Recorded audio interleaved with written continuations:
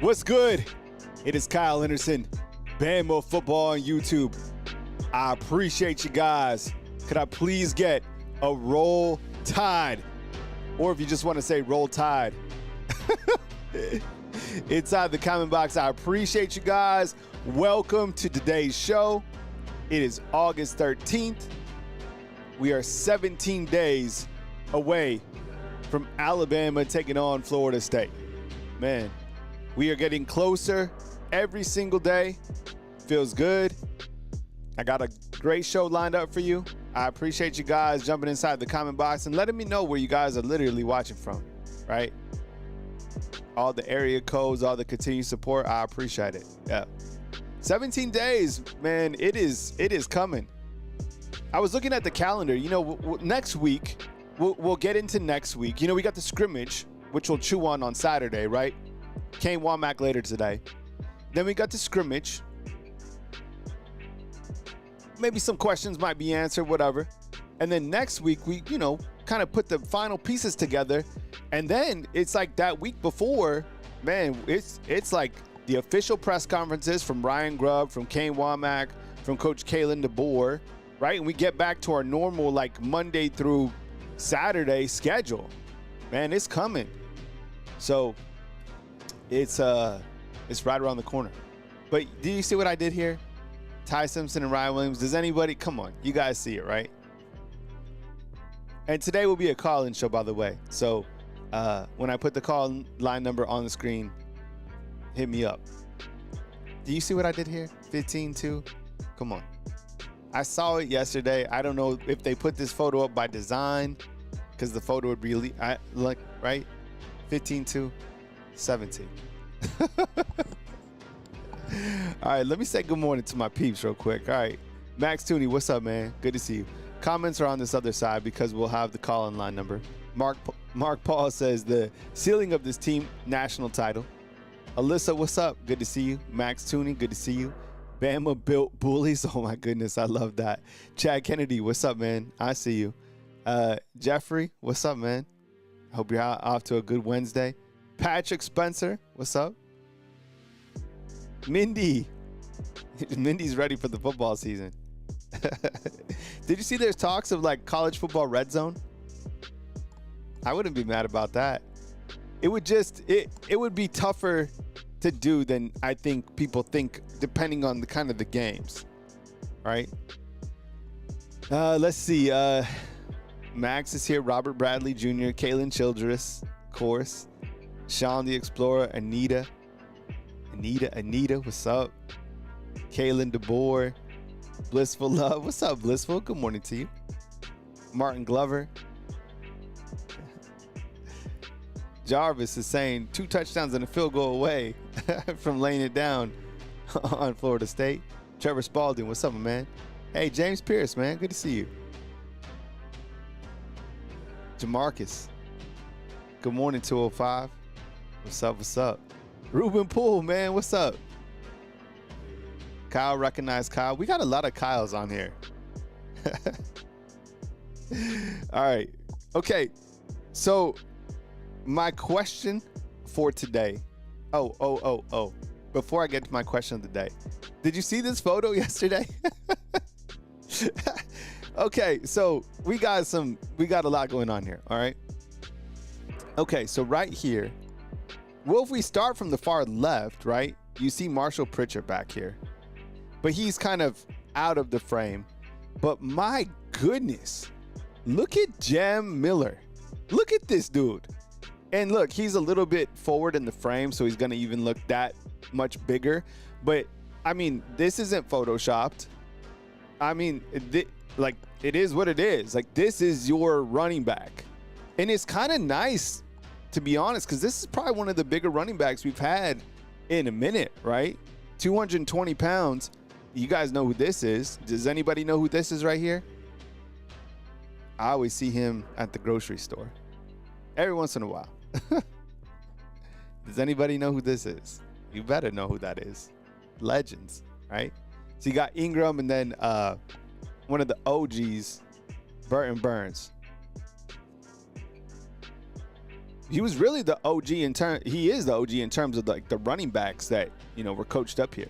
I had a couple opportunities to talk to him throughout my career, and yeah, dope. So yeah, man, that Jam Miller looks incredible. All right, question of the day. All right, I'd like some feedback inside the comment box. All right. Question of the day. Which freshman plays the most this season? And I think now that we know who the quarterback is officially going to be, who is going to play most this season from the freshmen listed? I'll go full screen so you guys can see it on the other side. So go ahead and type who you think, which freshman will play the most.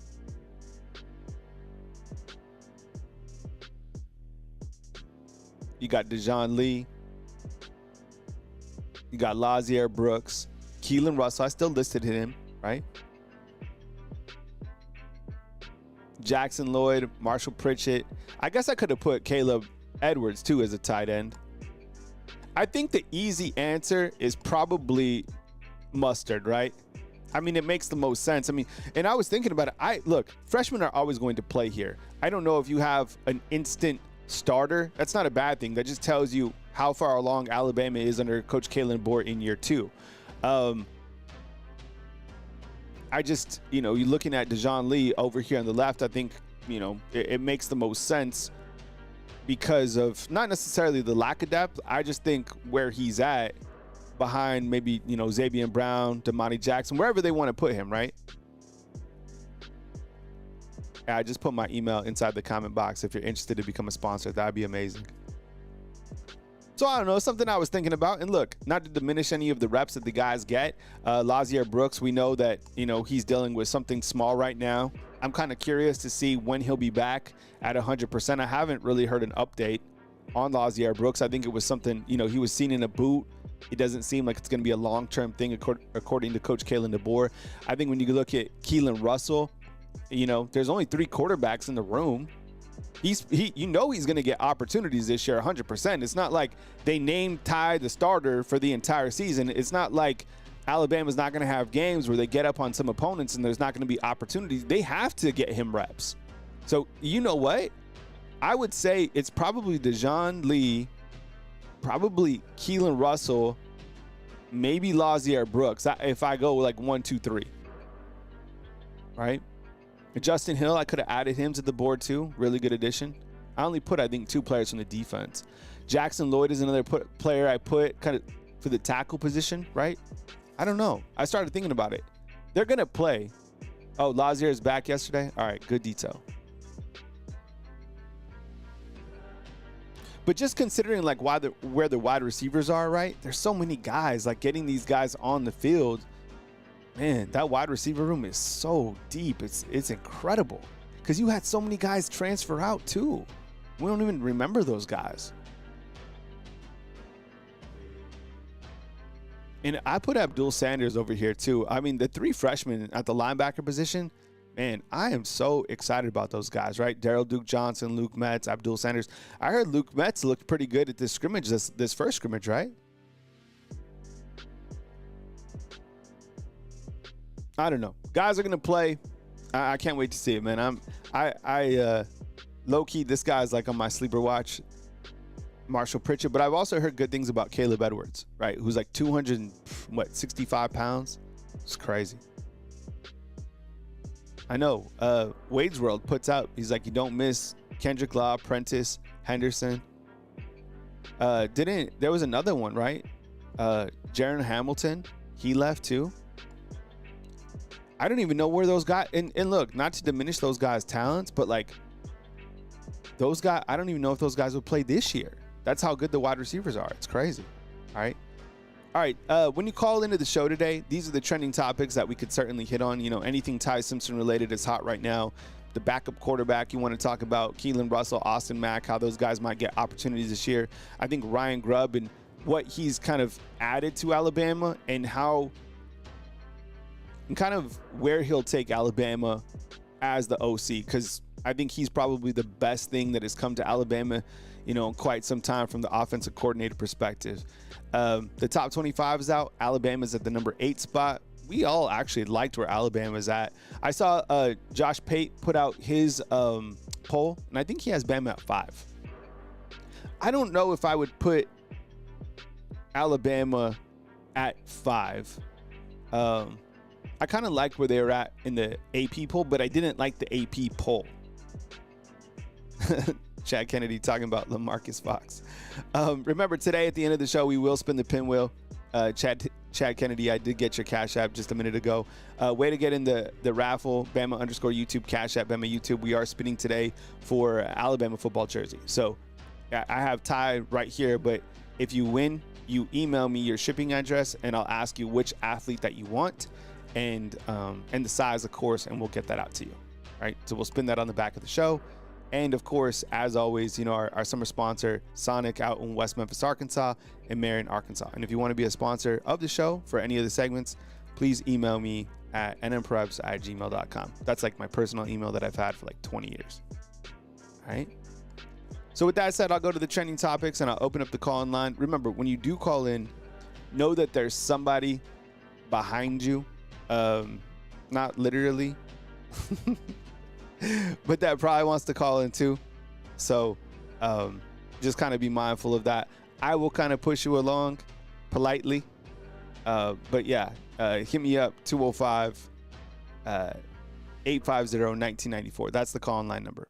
I think kind of, as everybody gets checked in, the call-in line number's way, it's open. And if you called in like yesterday, maybe give it a breather to like call in today, so we can get, as many volumes of calls in as we can. 205-850-1994. It's right at the corner of the screen. I think that, when you look to kind of, the trending topics right now, I'm kind of starting at the top. You start with Ty Simpson, and I kind of paired it with like the title of the video, which is, what is the ceiling of this team and how good do you think this team is going to be? In the preseason, everybody thinks they're going to go undefeated, right? Like I even saw, I think Dabo Swinney this morning said that he feels that Clemson is going to go undefeated. Well, shouldn't that be your mindset, period? I think what gives you a lot of optimistic about this year is that Alabama football has a new offensive coordinator and a new quarterback, right? It's not, I think that those two items together equal success because it's like a clean slate. And I do really feel that Ryan Grubb, it came at a perfect time. I honestly, look, this might make people a little bit uncomfortable, some of the things that I say, but I like to tell the truth. I think that Grubb sitting out last year was probably, clearly you got an opportunity to go to the NFL, but also he was like, man, you still got a quarterback over there that, I'd rather just kind of wait over here, let Milroe do his thing there, and then take over at a new time. Now, look, Milroe looked great in the NFL, but I think for the college level and kind of some roster stuff, I don't know. It just didn't seem like a good starting point for those two.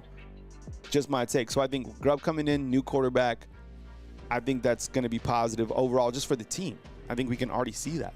All right, we'll go to the phone lines, and we got a 737. We'll take it right now. Hey, good morning. You're on the line with Kyle Henderson. Who am I on the line with, and where are you calling in from? Good morning, Kyle. This is Mike in Austin, Texas. What's up, Mike? Good to have you, man. I appreciate it. Thanks for leading off the show today. You're in our leadoff spot. We got Mike from Austin, man. So we got the trending topics on the board. Take it where you want to go. We got Ty Simpson, backup quarterback talk, Ryan Grubb, AP top 25, bold takes, general talk. It's your show, Mike. Welcome on in, bro. Thank you, Kyle. Thank you. I do think, first of all, that Austin Mack will probably see more playing time than the true freshman. Austin Mack just has more experience in the offense, familiar with the coaches, and at this point, probably a little more trustworthy on the field. So if it comes down to where number 2 quarterback does have to play for some reason, I think it'll be Austin Mack. That's just because of experience on the field, And another thing, too, as far as the top 25 goes, the preseason top 25 is pure speculative, and it's nothing but a beauty contest. Like, for example, Texas is preseason #1 in both polls, yet the first game they play, they're underdogs. What sense does that make whatsoever? And kind of like you said, I think most Bama fans are just happy where we're at, just being in the top 10, but flying under the radar a little bit. And, in hindsight, things happen for a reason. And as disappointing as last year was for the team and for the players and for Bama fans, for Bama Nation, it kind of reset us a little bit. It just knocked us back into reality a little bit, and it makes us realize we're not totally invincible. So as bad as last year was, just kind of like you mentioned, it just may end up being an overall positive for the team because it just reset the whole program. I have a question. You're calling out of Austin, and you're like right in, the home of Steve Sarkisian and all these things that are happening around Texas. I mean, look, they're preseason #1. They got some defensive returners that they're really excited about. Clearly, Arch Manning at quarterback. They returned their running back, some good weapons at wide receiver. I mean, it is like, what's the water cooler talk around Texas? Are they the most confident college football team that you've seen in some time? In Austin, is this their year? Well, they're going to be good, but I can say Texas fans are the most entitled fans there are. Now, Bama fans, we're spoiled because, what happened the last 20 years. We are spoiled. But Texas fans are entitled for no reason whatsoever. But here's what happened here, Kyle. Texas, like Alabama, had their scrimmage. Well, apparently the defense completely dominated their offense, and Texas has piecemeal offensive and defensive lines. They brought in 5 transfers to try to fill their defensive line. So apparently word is the offense in the scrimmage had a terrible, terrible scrimmage. Arch Manning only completed one pass. Only made one touchdown towards the very end and ran for his life and couldn't stay upright the whole scrimmage. So word out of the Texas scrimmage camp was offense had a terrible game. Arch had a terrible game. And now, kind of like we talked about before, the rat poison is starting to set in a little bit. Because all you've been hearing about is how great Arch is. But you look at the pressure on that guy. His whole team is depending on him. The whole country's tuned in to see what he's going to do. He carries the Manning name, trying to answer to his family as his priority. The guy's got the world with the weight on his shoulders. And now Steve Sarkisian is finally starting to call it out a little bit and say, hey, take it easy on this guy a little bit. Sarkisian's only saying that because he had such a crappy scrimmage. But Arch got completely dominated, and Texas defense, like I said, they're going to be good, but they're kind of piecemeal. And but they have a long way to go, man. I don't. They play at Ohio State, they play at Georgia, and they could possibly lose both things. Although I think they'll win at Ohio State, just because Ohio State's in total reset mode as well. I do think they'll win there, but they can't afford to lose both them games because if they do, there's just no margin of error whatsoever for them. But after they were all happy and all until after that scrimmage, and it kind of brought up a lot of people here down to earth a little bit. I appreciate the call, Mike. Thanks for the insight and thanks for the intel on Texas. I appreciate the call as always, man. Absolutely, man. You take care. See ya. That's a good buddy Mike out in Austin. We got a 256 and an 813 coming up next right here on Bama Football on YouTube. Yeah, look, I get it. Just like Mike was saying, regarding Texas defense kind of piecemeal. They do have a couple of key returners coming back. They have, I think, a guy who had like 9 sacks last year or whatever. But I don't know, man. Like they have tremendous amount of pressure on them, right? Steve Sarkisian has pressure. Look, he's not like he would never be on the hot seat over there. I think he's done, a lot more good. But if they don't win, if they lose this first game, you might put them. Could we put them on crash out watch? I don't know. I mean, I think what Vegas has them winning definitely over 10 games. I don't know. I'm not going to put them on crash out watch if they lose that opener, but it'll be interesting because they do go on the road for several tough games as we've looked at their schedule. All right, we'll go back to the phone lines with the 256. Hey, good morning. You're on the line with Kyle Henderson. Who am I on the line with and where are you calling in from? Hey, Kyle, this is John calling in from Gunnersville, Alabama. Hey, John, what's up, man? I appreciate you being here. Thank you so much for joining the show. John from Gunnersville, man. Come with it. Welcome on in. So I wanted to talk about Ryan Grubb. I know we're all excited that he's here, but how long do you think he's going to be here if he has an outstanding season? I mean, I'd like to get at least 2 years out of him before they make him a head coach somewhere. Look, I have to say the truth, and I think sometimes that hurts, but people would rather know the truth, right, than like sugarcoating everything. I think he's a one and done. I really do. I would predict that. Here's a prediction. Here's a Wednesday bold prediction. I didn't even know I was going to say this morning. I think that Lincoln Riley fails at USC, and I think that USC throws a tremendous offer at Ryan Grubb, and Ryan Grubb will be the next head football coach at USC. There you go. And look, Ryan Grubb, let me ask you this, okay? If that just pissed you off, I'm sorry. But let me ask you this. When you hear Ryan Grubb at the podium every single week, does he seem like an assistant coach or does he seem like a head football coach? Right? I think No, I mean, he speaks to the media like he's a head football coach already. 100%. And look, if this offense is going to be as good as we think it's going to be, if he does what we think he's going to do with Ty Simpson and all these weapons, you don't think that he's going to have an offer at the end of the season? It would be crazy. Look, this guy came here, right? This was the opportunity that, kind of linked up. But, man, Alabama, for all the coaches, and I don't even know how much longer Kane Womack will be here either, and that's just kind of the reality of it. This has happened time and time again at Alabama, right? The last offensive coordinator to stay here is Bill O'Brien because he couldn't go anywhere else, right? But when these guys come, this is at Alabama. It's kind of a double-edged sword because it's the biggest brand in college football, right? Along with like Texas, I guess, or Michigan. But ESPN operates off Alabama. Every single thing every single time that Ty Simpson has success, that the offense has success, that's directly correlated back to Ryan Grubb. He's going to be in the headlines every single time with the offensive resurrection that he has, and that's going to come with so many opportunities for him. It's just the reality of it. He's not going to stay for 2 years and be like, hopefully I have another really good 2 years. I think he's a one and done. The better Alabama is great for us, but it's also better for Grubb and better for his brand, and I think he'll bounce out. Do you agree with that, John?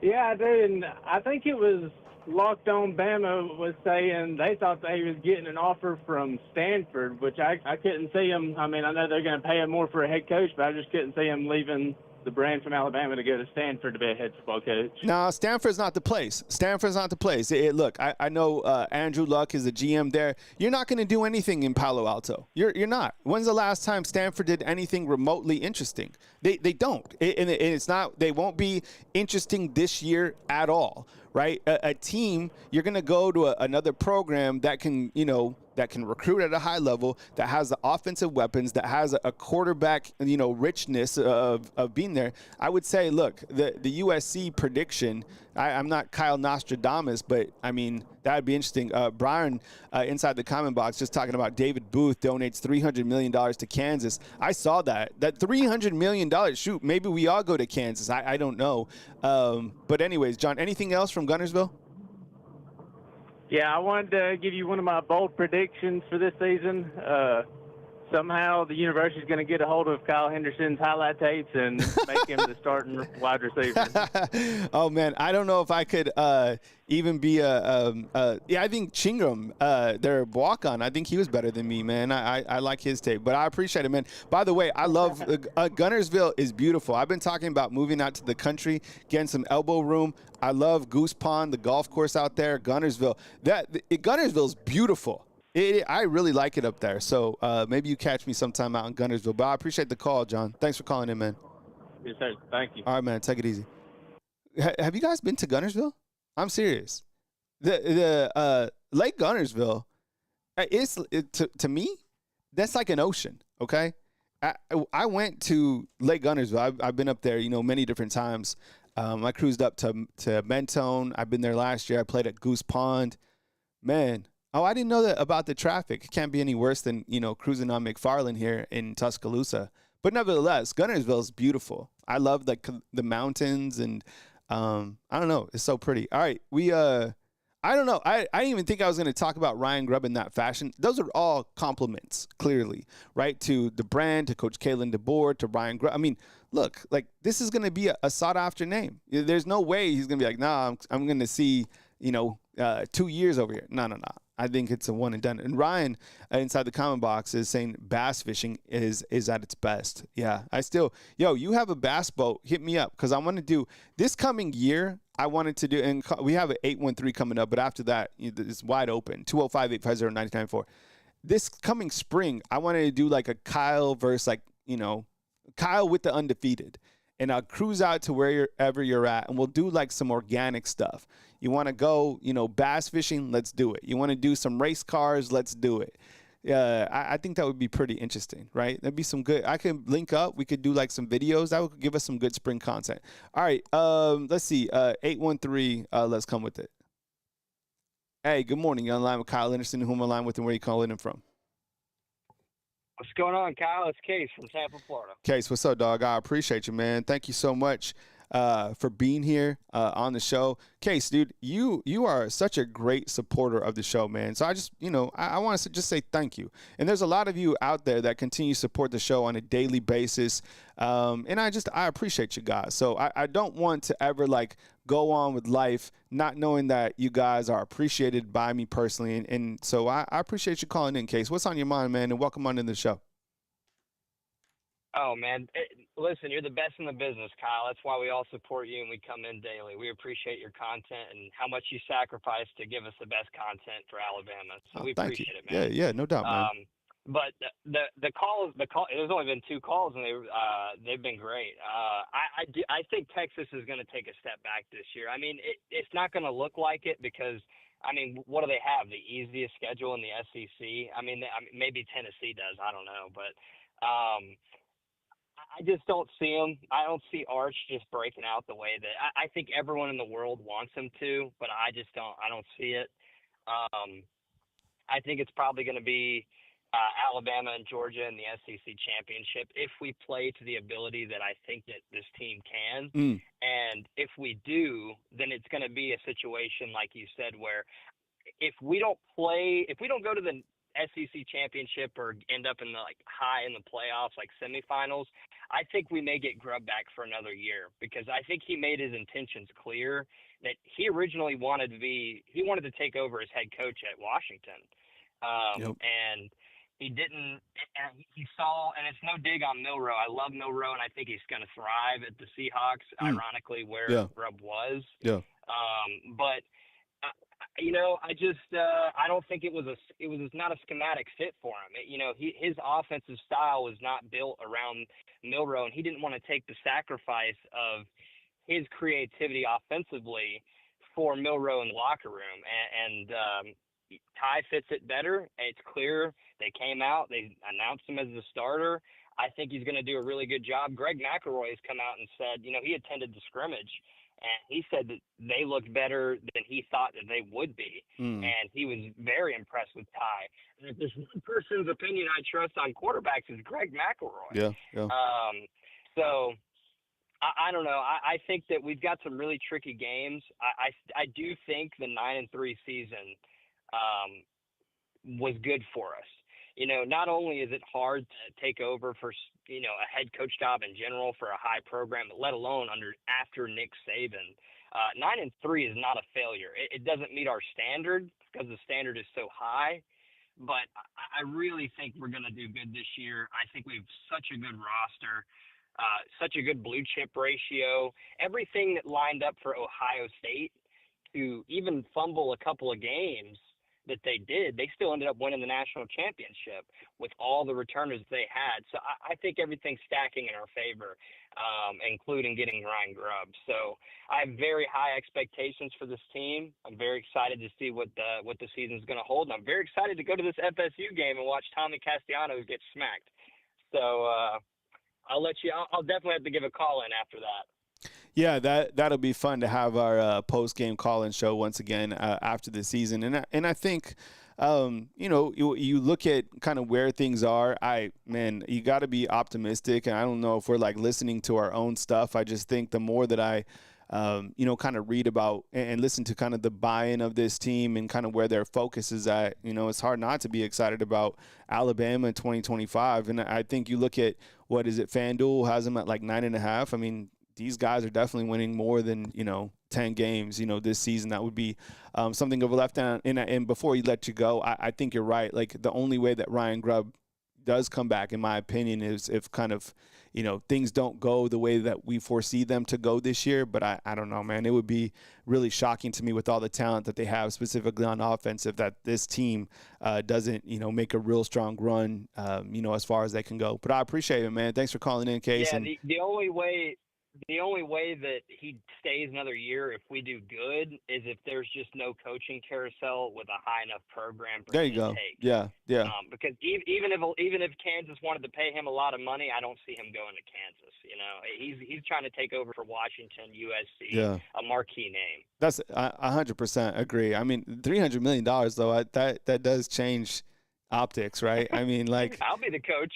Yeah, like, I mean, Kansas. I mean, that's wild. $300 million. That's somebody going all in, right? That it's the same thing that Texas Tech. It's the same thing Texas Tech did. I mean, they paid like $100 million for their roster. They're like, instead of paying 70 guys, let's pay 25 and just get the best recruits in the nation. Man, and we'll see how it out. But yeah. All right, man. Cool. All right, good wrap, Case. I'll catch up with you next time, bro. Appreciate it. Roll Tide. All right, roll Tide to you. Call line is open, 205-850-1994. So, yeah, Texas Tech, they went in hard, too. You ever been to Lubbock? I've been to Lubbock. More than a handful of times, man. You ever been to Stripes Burritos? Call line is open, 205-850-1994. Anybody ever been to Stripes? So, like, you walk into the gas station, and it's like you walk into, like, any type of gas station, but on the right, they have, like, a burrito bar. So you get, like, your breakfast burrito, which is really common in, like, West Texas and, of course, in New Mexico. And then they have, like, all the fixings, like, as you pump in gas. So, yeah, Stripes goes hard. But the realest is actually in Las Cruces. It's called the Santa Fe Grill. And you go back there, some dude like fresh out of prison is like cooking your burrito, and you get a steak and potato, and you get a red and you get a green chili. Man, I think I might be hungry. No, but Lubbock, that place is on fire. Call line is open, 205-850-1994. Yeah, I didn't think I'd, be talking about Grubb as much as we were today. I know he's always like a hot topic, but now kind of thinking about the trajectory of like where he would be following this season, it does, make me wonder. And I think you could say the same thing probably for Kane Womack. I mean, that's one thing that we do get to see more of under Coach Kalen DeBoer is kind of the personalities of the assistant football coaches, which I think is great for the overall brand, but it really does kind of paint the picture as like, man, this coaching staff is absolutely elite. I mean, Mo Lindquist, that guy. I mean, I think we saw more of the coaching staff personalities last year. I think this year, sometimes they do more of that stuff behind like Yay, Alabama. But man, I don't like Mo Lindquist. He was a head football coach. He's over here. He was with the Dallas Cowboys. And the little mic'd up thing. Did anybody see the mic'd up yesterday? I'm sure on Alabama's official account of mic'd up with Kane Womack. Yo, Kane Womack is. I don't know how much longer do you think Kane Womack's here? That's another thing that we didn't think about. So, I don't know. Kane Womack, I think, is certainly a coach in waiting for sure. I mean, he's done a damn good job. And look, that guy had more pressure than, after Coach Kalen DeBoer. I thought, and I still think that Kane Womack has the most pressure because he came in and changed up the entire defense after Coach Saban. I mean, that takes some stones to be able to do that, right? And at the end of the year, the defense was playing pretty good. Let's see what Ruben has to say inside the comment box. Ruben says, I live less than 100 miles from Florida State's campus. When the wind is out, the southeast, it stinks. Yeah, Ruben, thanks for the 10 spot, man. I really appreciate it. I've been to Tallahassee. Someone said yesterday inside the comment box that Tallahassee is hotter than Tuscaloosa. I don't know. Because, before the show, I go out for like a quick stroll, right? I'll call one of my family members or whatever before I go. It's hot, man. Like, it is absolutely brutal from the minute that you jump outside to the minute you come back in. So is it really that much hotter in Tallahassee? And I can't imagine how hot it's going to be for these guys during because it's a 2:30 Eastern kickoff time. So that's like right at the pinnacle of the day. 205-850-1994. I was starting to look at too. kind of, the top 25 whatever rankings. And I know that Josh Pate just put out his JP poll, which I like. I like that I think we should nationally feature, right? The Pate's poll, which is basically already nationally featured, the AP poll, and the coaches poll whenever that comes out. And those should be the three that we go towards. But I continue to say, and I continue to stand on this, is that I really think that LSU has a crash out. I do. I don't know why I've been so hard on LSU, as of late. I think it kind of stems from last year when Garrett Nussmeier, they had everything to beat Alabama last year. Like, that's why I don't think that LSU is going to be able to survive their schedule. They had everything that they needed to beat Alabama last year. Plus, Alabama didn't even play all their games. They lost on the road last year. So what's going to change this year? And I was thinking about it. I was like, look at this schedule. This schedule is absolutely crazy. I think that this is the hardest schedule, right, in the SEC. I think Florida, of course, has a tougher one, but Billy Napier proved that, he can punch out of, paper bag or whatever. This schedule is hard as hell. On the road at Clemson, Florida, Ole Miss, South Carolina, Vandy will sneak up and bite your toe, right?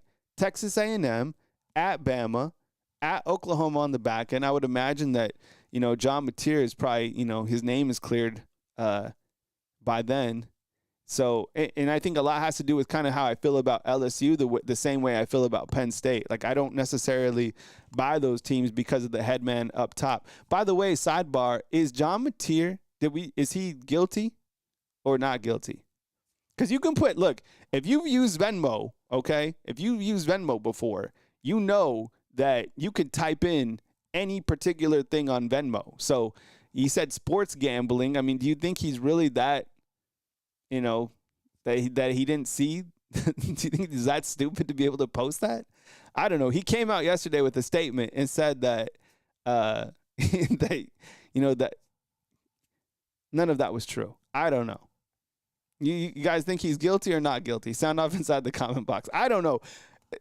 I mean, I had to talk to my son about this too. I was like, whatever you say on Venmo can and will be held against you by your parent, okay? So if you're messaging a friend and it's about something stupid, I think that you did something stupid because you said that, okay?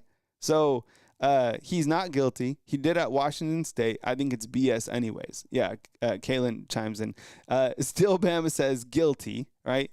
So we've kind of gone through two things with the quarterbacks already this year. We've gone through Garrett Nussmeier, that he's injured, right? That was fake. And now we've gone with John Mateer, that he was gambling when he was at, I guess, Washington State, which I think the jury's still out right now. So Paul Kirk says you could put hookers and blow on the reason and they would believe it. Yeah, probably so. Patriotic RN says guilty as charged. People think that he's going to win the Heisman. This guy, I'm telling you, whether he's gambling or not, I mean, his on the field ability is really good. The guy is he's a monster. All right, Wade's World has a hot take. He's coming in here. He says this. I don't think that Ryan Williams leads the team. Whoa, what? Wade's World, man. That's a hell of a bold take. So Wade's World is saying that he doesn't think that Ryan Williams leads the team in receiving yards. Man, I think they feed Ryan Williams. And the thing is, I think he'll catch for more yards and receptions overall this year because of the addition of Isaiah Horton. I think Bernard's still going to do his thing, but I think that Isaiah Horton, they're going to create so many mismatches and they're going to draw defenders away from him that I think Ryan Williams collectively paired up with Ryan Grubb, and I don't know if he plays slot or whatever, I think he catches a ton, right? Didn't some of Washington's wide receivers catch for over close to 90, 100 balls that year? I think that's probably something that's going to happen this year. But that is a hot take, man. Who would you say? Would you say Isaiah Horton, or are you saying Jeremy Bernard or somebody else, right? Actually, Jay from Pensacola inside the comment box saying Isaiah Horton. Look, Horton caught, 53 passes last year. He didn't come over here to catch 20, right? They're going to utilize him. Jeremy Bernard is super underrated just because, You got a megastar right next to him. But I do like that hot take. That is pretty hot. That's pretty fiery. Still Bama says Wade's tripping. Ryan Paris is saying Ryan Williams will lead teams. And Larry Large is saying you can't double all. That's kind of the problem. Army 3275, what's up, man? I appreciate you being here. All right, thank you so much for joining us. Trevor is saying you can't double everybody. Rocket Town, you going to the dentist again? Was it you that had the root canal? Somebody who had a root canal, somebody had a root canal yesterday. How are they doing today? It wasn't you, Rocket Town, was it? Man, I hope you're not going back to the dentist after a root canal. Wade's World saying Ryan Williams will get too much attention and it'll free up others, kind of backing up his point. Yeah, Chad, I think that Isaiah Horton checks in at like 6'4", right? Yeah. Oh, no root canal. Yes, that Kalen had the root canal. How are you feeling, Kalen? We were wondering about you, dog. You feeling a little bit better today? You back in action? All right, I'll be right back, and we'll spin this pinwheel right here on Bama Football on YouTube. Don't go anywhere. We'll be right back. Give me 1 second. All right, good luck at the dentist, Rocket Town. Whether you're going to the dentist, the doctor, did you know that you can watch Bama Football on YouTube right on your phone? Just pull out your phone, open up the YouTube app, and type in Bama Football on YouTube with Kyle Henderson, also on Facebook. We'll be right back.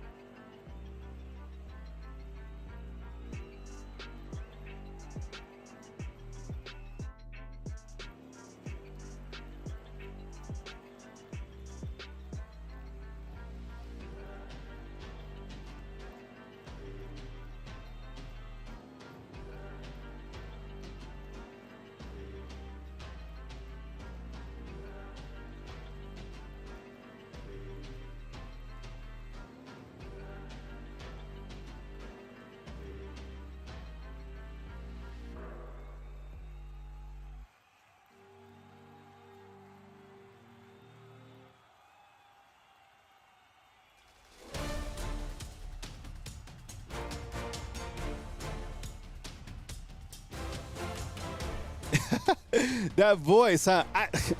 I know it's silly. All right, we are spinning the pinwheel today for an Alabama football jersey from Athletes Thread. So it's very important if you win the jersey or if you win any of the raffles that we have on here, right here on Bama Football on YouTube, that you email me as soon as possible to nmpreps@gmail.com. So I can get it out to you, okay? So good luck today in the raffle. This is for a jersey. And remember, the jersey that you're in for, you win it, you let me know, email me, we'll get the size and we'll get the player that you want for the jersey, okay? So with that said, let's spin it. You guys ready? Man, these are crazy. The raffles are always make me so nervous. All right, you ready? And we'll probably introduce maybe a big ticket item tonight or tomorrow. All right? No. 3, 2, 1. Oh my goodness.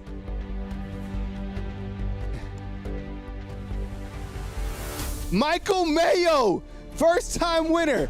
Michael Mayo. Michael Mayo, hit me up, dog. Good win, Michael Mayo. Paging. Michael Mayo, you are a first-time winner. We appreciate you guys. You got 24 hours, Michael Mayo. Hit me up, dog. Michael Mayo. Congrats, bro. Michael Mayo. Paging Michael Mayo. First-time winner. All right. Hey, I appreciate you guys for being here 17 days away from Alabama, putting into Florida State. If you're feeling bold, put a score prediction inside the comment box. And let me know how long you think that Ryan Grubb will be here. All right, I guess maybe that was the better question that we were talking about today. Hey, as news happens, I got you covered right here on Bama Football on YouTube. Kane Womack later today at the podium. We'll do that. We'll do more. We'll cover news as it happens. All that and more right here on Bama Football on YouTube. I appreciate you guys. Every single show right here from the bottom of my heart. Coming to you from beautiful Tuscaloosa, Alabama on Wednesday, August 13th. Kyle Henderson, Bama Football on YouTube. Congratulations, Michael Mayo.